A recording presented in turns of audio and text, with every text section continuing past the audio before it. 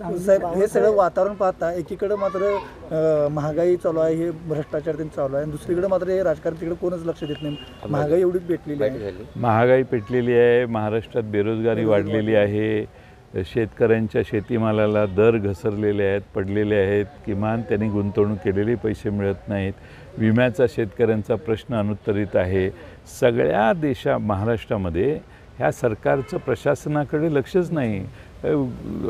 नागपूरमध्ये पोलीस स्टेशनमध्ये जुगार खेळतात पोलीस म्हटल्यावर आता काय राहिलं. त्यामुळं महिला आमच्या लाडक्या भगिनी सुरक्षित नाहीत. घरातनं बाहेर गेलेली भगिनी संध्याकाळी घरी येईपर्यंत, लहान शाळेत जाणारी मुली घरी येईपर्यंत आज पालक विवंचन येत आहेत, आणि हे सगळ्या गोष्टी पैशात मोजायला लागलेत.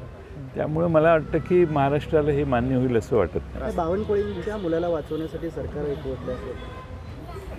मला नक्की एक्झॅक्टली काय सिच्युएशन तिथं झाली हे मला माहीत नाही. बाकीच्यांनी याच्यावर बरीच माहिती दिलेली आहे, पण CCTV फुटेज गायब होणं हे सोपं नाही आहे. गायब केलं गेलं असेल असा त्याचा अर्थ होऊ शकतो, पण बावनकुळेंच्या मुलाच्या बाबतीत मला स्वतःला पूर्ण माहिती नाही, त्यामुळे मी त्यावर बोलणं योग्य नाही. महाविकास आघाडीचा फॉर्म्युला ठरलेला आहे.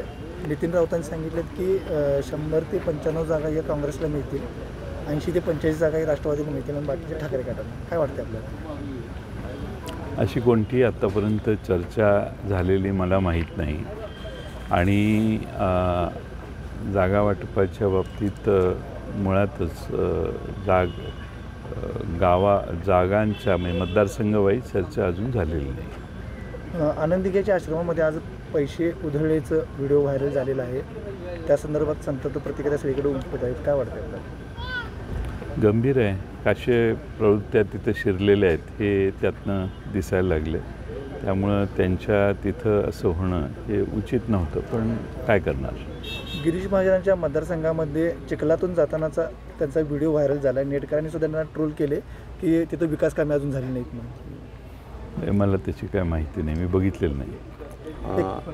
एकूणच योजना, शासकीय योजना तुम्ही आता उल्लेख केला की अर्थमंत्री होतात किंवा सत्तेत होतात, पण अशा प्रकारच्या योजनांचा कितपत फायदा होईल आणि ह्या अशी सवय लोकांना लावणं हे कितपत योग्य आहे असं वाटतं? काय आहे, एक मराठीत म्हण आहे अति तिथं माती.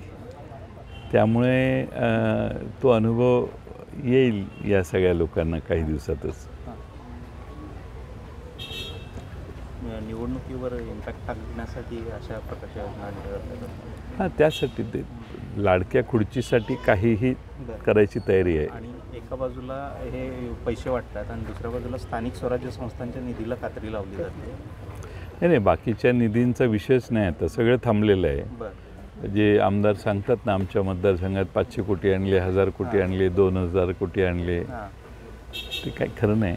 हे लोकांना नारळ फोडण्यासाठी आणि सुरुवातीचं कमिशन खाण्यापुरते मर्यादित गोष्टी होत्या. त्याच्या पलीकडे ती कामं पूर्ण काही ठिकाणी झाली आहेत, बऱ्याच ठिकाणी पैसे नाही आहेत. LBTचं पण अनुदान थांबवलं, 15 विभागाला कात्री लावली.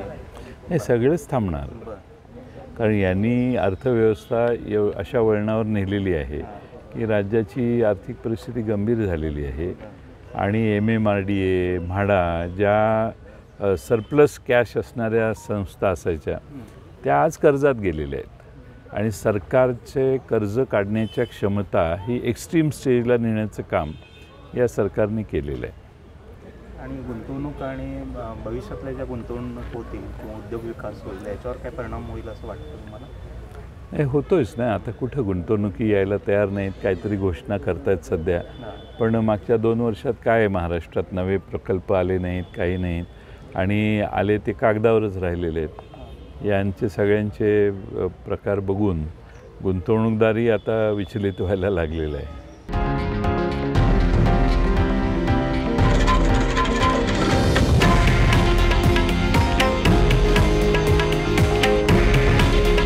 हे आहे देशातील नंबर 1 न्यूज नेटवर्क, आणि आपण पाहत आहात TV9 मराठी.